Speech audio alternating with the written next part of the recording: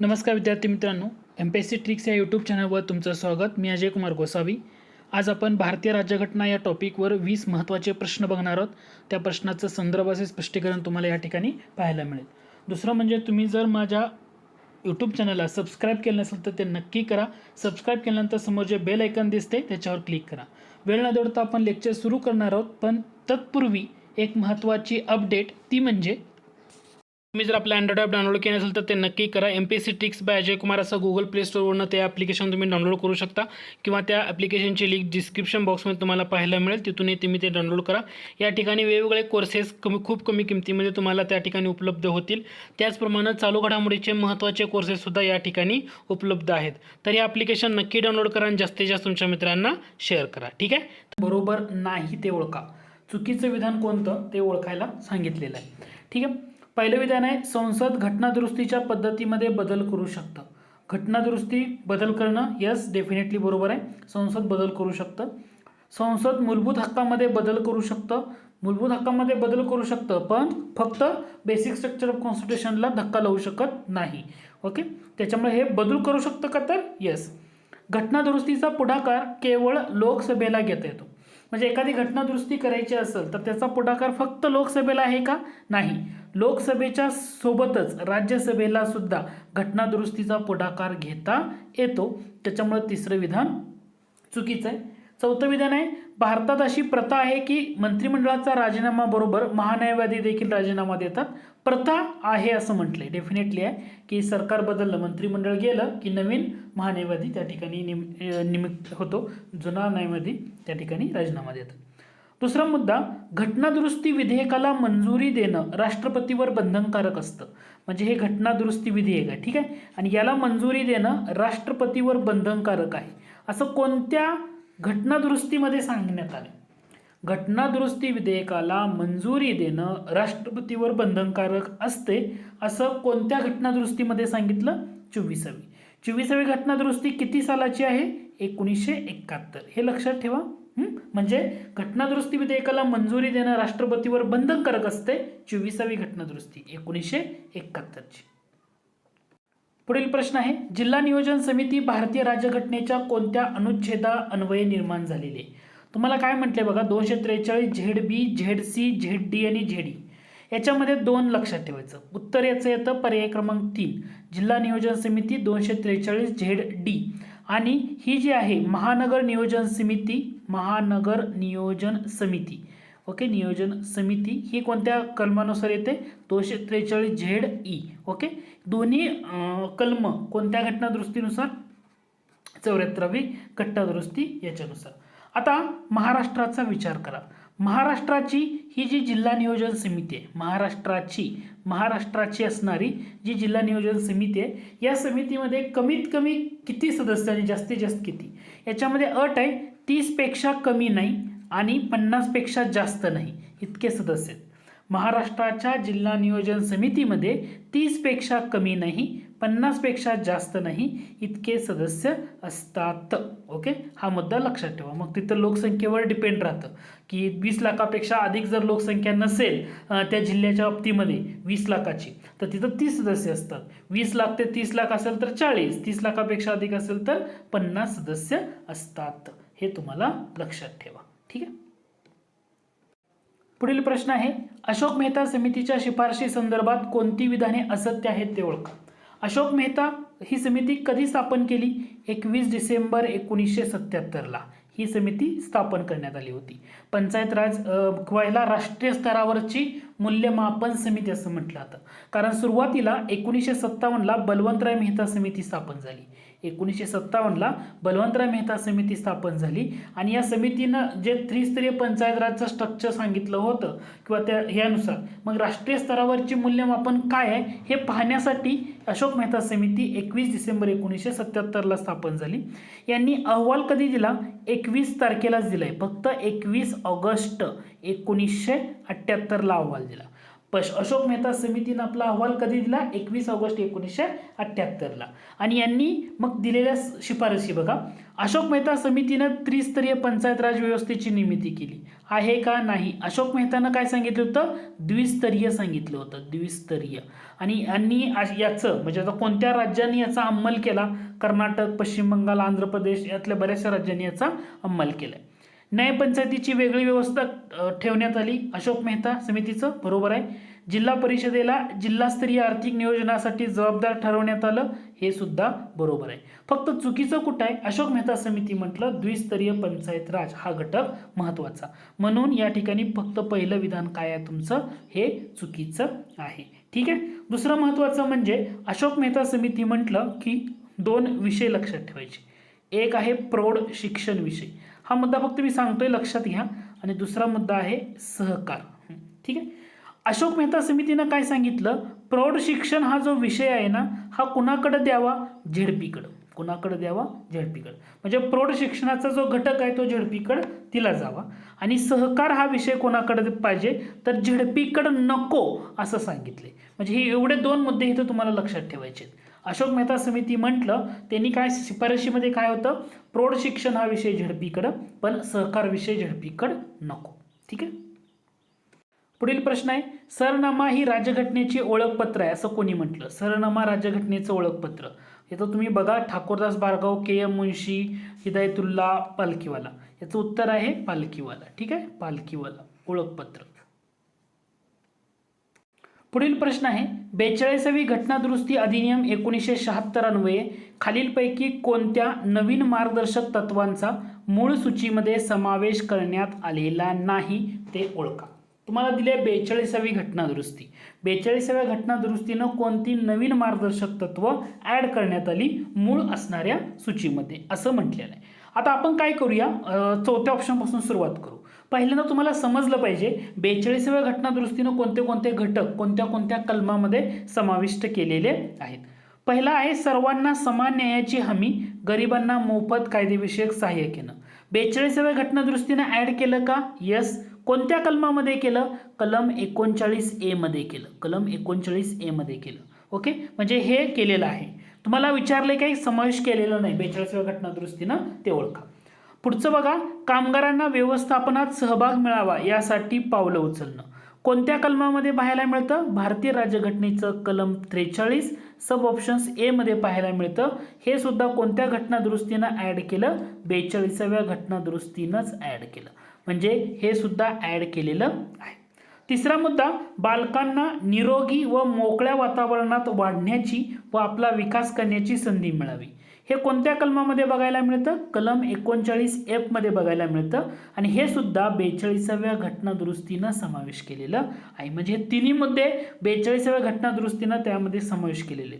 पण राज्यांना उत्पन्न दर्जा, सोयी सवलती, संधी यातील विषमता कमी करावी कोणत्या कलमामध्ये बघायला मिळतं? तर भारतीय राज्यघटनेच्या कलम 38 मध्ये तुम्हाला हे पाहायला मिळतं. पण हे कोणत्या कलमानं कोणत्या घटना दुरुस्तीनं ऍड केलं? 44वी घटना दुरुस्ती जी 1978ला झाली त्यानं ऍड केलं. म्हणून या ठिकाणी पहिला ऑप्शन हा चुकीचा आहे. लक्षात येतोय का मुद्दा? तुम्हाला प्रश्न विचारला होता 42व्या घटना दुरुस्ती अधिनियम 1976 अन्वये कोणते नवीन मार्गदर्शक मूळ तत्वांचा समावेश करण्यात आला. नवीन मार्गदर्शक तत्व कोणतं? तर राज्यांना उत्पन्न दर्जा, सोयी सुविधा, संधी यातील विषमता कमी करा. 38 मध्ये केलंय, पण 44व्या घटना दुरुस्तीनं 42 नाही, म्हणून ते उत्तर आहे. म्हणजे तुम्हाला इथं आर्टिकल पण लक्षात आले पाहिजेत आणि त्याचबरोबर त्या ठिकाणी तुम्हाला कोणत्या घटना दुरुस्तीनं ते समाविष्ट करण्यात आले हे सुद्धा माहीत असायला हवं. यावर परीक्षेला प्रश्न अपेक्षित आहे. पुढचा प्रश्न, खालील विधानातून योग्य विधान ओळखा.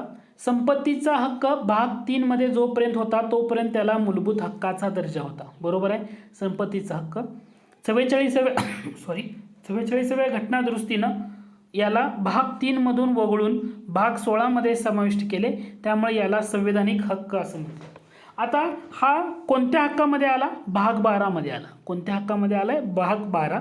भाग 12 मधलं प्रकरण 4 आहे आणि या प्रकरण 4 मधलं कलम आहे 300A याच्यामध्ये समावेश करण्यात आला. भाग 16 मध्ये म्हटलंय, याचा अर्थ हे डायरेक्टली चुकीचं आहे. लक्षात आलं का? संपत्तीचा हक्क 44व्या घटनादुरुस्तीनं भाग 3 मधून वगळून भाग 12 मध्ये त्यातलं प्रकरण 4 आणि कलम 300A मध्ये कायदेशीर हक्क म्हणून घोषित करण्यात आलेला आहे. कायदेशीर हक्क म्हणून घोषित करण्यात आलेला आहे. त्यामुळं हा मुद्दा या ठिकाणी लक्षात ठेवा. म्हणजे फक्त पहिलं विधान या ठिकाणी तुमचं बरोबर असणार आहे.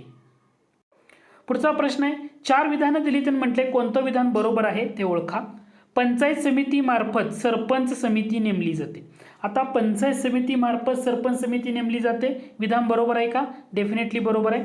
सरपंच समिती पंचायत समितीला सल्ला देते व मार्गदर्शन करते. सरपंच समिती पंचायत समितीला काय करते? सल्ला देते व मार्गदर्शन करते, बरोबर आहे. पंचायत समितीचा सभापती सरपंच समितीचा पदसिद्ध सभापती असतो, नाही.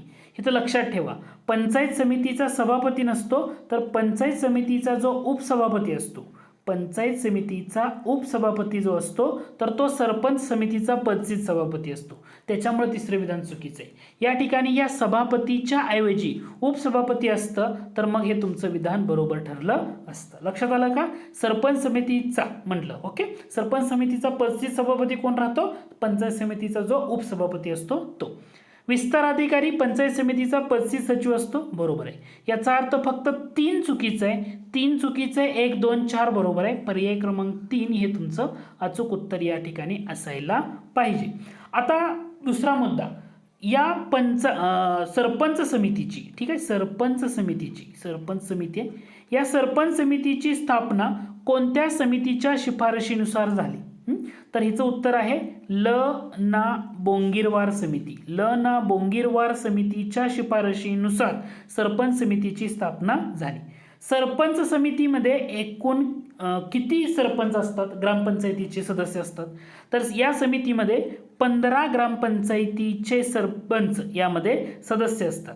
या समितीचा कार्यकाळ किती असतो? 1 वर्षाचा असतो. म्हणजे समितीनं दरवर्षी नव्यानं गठन त्याचं केलं जातं. म्हणजे या वर्षी 15 सरपंच असतील, त्यानंतर पुढच्या वर्षी ती नवीन गठन होईल. सरपंच समितीमध्ये सल्लागार संस्था म्हणून ती कार्य करते आणि रोटेशन पद्धतीनं त्यामध्ये सरपंच असतात ना, ते सदस्य असतात. रोटेशन पद्धत राहते त्यामध्ये. एवढा मुद्दा या ठिकाणी लक्षात ठेवा. पुढील प्रश्न आहे, सरदार सुवर्णसिंग समितीच्या शिफारशीवरून 1976 मध्ये 42व्या घटनादुरुस्तीद्वारे राज्यघटनेतील कलम 51A अंतर्गत एकूण किती कर्तव्यांचा समावेश करण्यात आला? आता 42वी घटनादुरुस्ती सुवर्णसिंग समितीच्या शिफारशीवरून किती कलमांचा तुम्हाला विचारले कर्तव्यांचा समावेश करण्यात आला? 9, 10, 11 आणि 12. तुम्हाला माहित असेल 10चा केलं आणि नंतर म्हणजे हे उत्तर आहे पर्याय क्रमांक बी. कारण 2002 मध्ये आलेली 86वी घटनादुरुस्ती, या घटनादुरुस्तीनं आणखी एका मूलभूत कर्तव्याचा त्यामध्ये शिक्षणाच्या संदर्भातला तो समावेश करण्यात आला. पण सुरुवातीला 10. कितीचं उत्तर असणार तुमचं उत्तर? 10. प्रश्न काय लक्षात आला का? सुवर्णसिंग समितीच्या शिफारशीवरनं 1976 मध्ये 42व्या घटनादुरुस्तीनुसार म्हटले कलम 51A अंतर्गत एकूण किती कर्तव्यांचा? तर उत्तर असणार आहे 10. आणि 2002ची 86वी घटनादुरुस्ती. मी इयर का अगोदर लिहिलं कारण MPSC आतापर्यंत या 86व्या घटनादुरुस्तीवर कन्फ्यूज केलं जातं. इयर दिलं जातं एकदा 2000, नाहीतर तुम्हाला 2004 केलं जातं, नाहीतर 2006 असं ऑप्शनमध्ये केलं जातं. तर लक्षात ठेवा 86वी घटनादुरुस्तीचं इयर किती आहे? 2002ची. हे 2046 हे त्यामध्ये येणार नाही. पुढील प्रश्न आहे, राज्यसभेतील सदस्यांची निवडणूक पद्धती खालीलपैकी कोणत्या देशाच्या राज्यघटनेवरून घेण्यात आली? आता प्रश्न सिंपल आहे. राज्यसभेमधल्या सदस्यांची निवडणूक पद्धत, परीक्षेला सध्या राज्यसभेच्या सदस्यांची निवडणूक झाली त्याच्यामुळे मुद्दा महत्त्वाचा आहे. 2 मुद्दा. तुम्हाला जर असं म्हटलं राज्यसभा, पॉईंट लक्षात घ्या, राज्यसभा सदस्याचं नामनिर्देशन, सदस्यांचे नामनिर्देशन करणं म्हणजे निवडणूक न घेता डायरेक्ट नॉमिनेट करणं, हे कोणत्या देशाच्या राज्यघटनेमधून घेतलं? हे जेव्हा म्हटलं जाईल तेव्हा उत्तर काय असलं पाहिजे? आयरिश राज्यघटना. आणि राज्यसभेतल्या सदस्यांची निवडणूक पद्धत म्हटलं हे कधी येणार आहे? दक्षिण आफ्रिकेची घटना. दक्षिण आफ्रिकेच्या घटनेमधून काय घेतलं? राज्यसभेतील सदस्यांची निवडणूक पद्धत आणि राज्यसभा सदस्यांचं नामनिर्देशन करणं कोणत्या देशाच्या राज्यघटनेमधून घेतलं? आयरिश. कारण राज्यसभेमध्ये 4 सदस्य नवीन रिसेंटली ॲड करण्यात आले होते, त्याच्यामुळे ही न्यूज चर्चेमध्ये होती. मुद्दा लक्षात येतोय का? करंट रिलेटेड आहे. राज्यसभा सदस्यांचे नामनिर्देशन आयरिश राज्यघटना आणि राज्यसभा सदस्यांची निवडणूक दक्षिण आफ्रिकेची राज्यघटना. यामध्ये कन्फ्युजन होता कामा नये. पुढील प्रश्न आहे, खालीलपैकी कोणत्या समितीच्या शिफारशीनुसार जिल्हा परिषद व पंचायत समिती अधिनियम 1961 संमत करण्यात आला? आता महाराष्ट्राचा विचार करा ना, झेडपी आणि पंचायत समितीचा अधिनियम 1961 म्हणजे 60 ला कोणती समिती नेमण्यात आली होती का? ऑब्विसली वसंतराव नाईक समिती. म्हणजे उत्तर काय असणार आहे? वसंतराव नाईक समिती. आता वसंतराव नाईक समितीनं जिल्हा परिषदेला काय संबोधलं होतं? तर जिल्हा परिषदेला त्यांनी आपल्या अहवालामध्ये म्हटलं होतं याला जिल्हा मंडळ असं म्हणावं. काय? जिल्हा परिषद न म्हणता काय म्हणायचं? जिल्हा मंडळ संबोधलेलं होतं. यांनी काय केलं होतं? तर ही जी झेडपी आहे या झेडपीला अधिक वेटेज दिलं होतं, महत्त्व दिलं होतं. वसंतराव नाईक समितीनं दिलेली शिफारस होती झेडपीचे कमीत कमी 60 सदस्य असावे, जास्तीत जास्त कमीत कमी 40 आणि जास्तीत जास्त 60 सदस्य संख्या असावी असं म्हटलं होतं. मग झेडपी आणि पंचायत समिती अधिनियम म्हटलं तर तुमचं उत्तर काय असलं पाहिजे? वसंतराव नाईक समिती हे तुमचं करेक्ट आन्सर आहे. पुढील प्रश्न आहे, महाराष्ट्र राज्यात खालीलपैकी केव्हापासून पंचायत राज व्यवस्था अंमलात आली? तर उत्तर काय असणार आहे? महाराष्ट्रात पंचायत राज व्यवस्था म्हणजे वसंतराव नाईक समितीच्या शिफारशीनुसार 1 मे 1962. कधी? 1 मे 1962. पुढील प्रश्न आहे, जिल्हा नियोजन व विकास मंडळे स्थापन करण्याची शिफारस खालीलपैकी कोणत्या समितीनं केली? जिल्हा नियोजन व विकास मंडळ वसंतराव नाईक, एल.एन. बोंगिरवार, बलवंतराय मेहता का पी.बी. पाटील? आता जिल्हा नियोजन विकास मंडळ म्हटलं तर तुमचं उत्तर काय असलं पाहिजे? एल.एन. बोंगिरवार समिती. या समितीला, हे तुमचं करेक्ट आन्सर आहे, या समितीला पंचायत राज पुनर्विलोकन समिती असंही म्हटलं जातं. याचं टोपण नाव काय होतं? पंचायत राज पुनर्विलोकन समिती असंही या समितीला ओळखलं जातं. या समितीची स्थापना कधीची? 2 एप्रिल म्हणजे 2 एप्रिल 1970. लक्षात ठेवा 2 एप्रिल तारीख का महत्त्वाची? 2 एप्रिल 2011ला महेंद्रसिंग धोनीनं नेतृत्वात भारतानं वर्ल्ड कप जिंकला होता. भारतात झालेले वर्ल्ड कप, सचिनचा शेवटचा वर्ल्ड कप. ठीक आहे. तर 2 एप्रिल 1970 एल.एन. बोंगिरवार समिती नेमण्यात आली. अहवाल दिला त्यांनी 1971 मध्ये आणि त्यांनी केलेली शिफारस होती जिल्हा नियोजन व विकास मंडळे स्थापन करण्याची शिफारस. हा सगळ्यात महत्त्वाचा मुद्दा ज्याला तुम्हाला इथं फोकस करायचं आहे. समिती कधीची स्थापन आहे? 2 एप्रिल 1970. अहवाल दिलेला आहे 1971 मध्ये. पुढील प्रश्न आहे, पंचायत राज संस्थांच्या कारभारावर लक्ष ठेवण्यासाठी राज्य मंत्रिमंडळात पंचायत राज मंत्री नियुक्त करावा अशी शिफारस कोणत्या समितीनं केली? पंचायत राज संस्थांच्या कामकाजावर लक्ष ठेवण्यासाठी राज्य मंत्रिमंडळात पंचायत राज मंत्री. तर ही समिती कोणत्या शिफारसीने केली? कोणत्या समितीनं? बलवंतराय मेहता, अशोक मेहता, जी.व्ही. राव आणि एल.एम. सिंघवी. ज्यावेळी तुम्हाला पंचायत राज मंत्री असं म्हटलं जाईल, पंचायत राज मंत्री म्हटलं जाईल, तेव्हा उत्तर असलं पाहिजे 1977 मधली अशोक समिती. 1977 मधली कोणती? अशोक मेहता समिती. हे तुमच्या लक्षात आलं पाहिजे. पुढचा प्रश्न आहे, 2 विधान आहेत, कोणतं विधान अयोग्य आहे ते ओळखा असं म्हटले. 22 जुलै 1947 रोजी संविधान सभेने भारताचा राष्ट्रीय ध्वज तयार केला. संविधान सभेनं भारताचा राष्ट्रीय ध्वज, बरोबर आहे, 22 जुलै 1947. याचे डिझाईन डॉक्टर राजेंद्र प्रसाद यांनी तयार केले. चुकीचं आहे. याचं डिझाईन कुणी तयार केलं होतं? तर आंध्र प्रदेश, त्यावेळचं आंध्र प्रदेश, या आंध्र प्रदेशमधले पिंगली वेंकय्या, नाव लक्षात ठेवा, पिंगली वेंकय्या यांनी डिझाईन तयार केलं होतं. पिंगली वेंकय्या यांनी हे डिझाईन तयार केलेलं होतं. डॉक्टर राजेंद्र प्रसाद हे का महत्त्वाचे येतात? तर राष्ट्रध्वजावरची जी समिती होती स्थापन करण्यात आलेली, त्या समितीचे प्रमुख होते. ओके, समितीचे प्रमुख विचारलं डॉक्टर राजेंद्र प्रसाद. राष्ट्रध्वजाच्या संदर्भातली जी समिती होती त्याचे प्रमुख विचारलं डॉक्टर राजेंद्र प्रसाद. परंतु राष्ट्रध्वजाचं जे डिझाईन आहे हे कुणी तयार केलं असं विचारलं? पिंगली वेंकय्या, आंध्र प्रदेशचे, यांनी तयार केलं. स्वीकृत कधी केलं विचारलं? 22 जुलै 1947. बऱ्याच वेळेस 22 जानेवारी 1947 असं आयोगानं देऊन कन्फ्यूज केले. 22 जानेवारी 1947 म्हटलं तर संविधान सभेनं जो उद्दिष्टांचा ठराव संमत केला किंवा उद्दिष्टांचा ठराव, तो मुद्दा त्या ठिकाणी येतो. ओके, 22 जानेवारी 1947. पण 22 जुलै 1947 म्हटलं भारताचा राष्ट्रीय ध्वज स्वीकृत केला. हे तुमचं उत्तर त्या ठिकाणी यायला हवं. मुद्दा लक्षात आला का? राष्ट्रध्वजाची समिती म्हटलं तर राजेंद्र प्रसाद आणि डिझाईन म्हटलं पिंगली व्यंकय्या. हा मुद्दा या ठिकाणी लक्षात घ्या.